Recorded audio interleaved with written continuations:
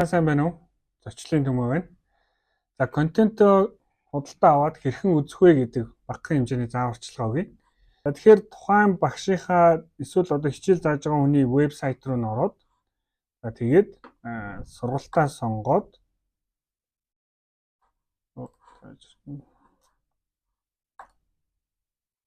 сонгоод за худалдаа авалтаа хийн. За худалдаа авалтан дээрээ та өөрийнхөө овг нэр, утасны дугаар за тэгээд захиалах гэдэг товчлуур дээр давхлаар QR гарч ирнэ. За энэ QR-ыг та банкныхаа аппликейшнаас худалдаа уншуулад төлбөрөө төлнө.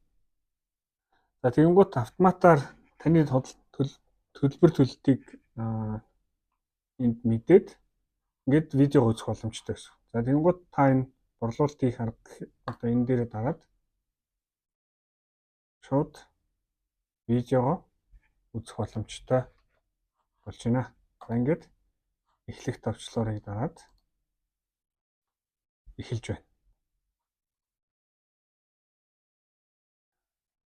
За үзсэн гэдэг товчлуураа та дараарай. Тэгвэл таныг одоо багш чинь тухайн контентыг үзсэн байна гэж мэдээд явах боломжтой байгаа шүү. Анхаарал тавьсаад баярлалаа.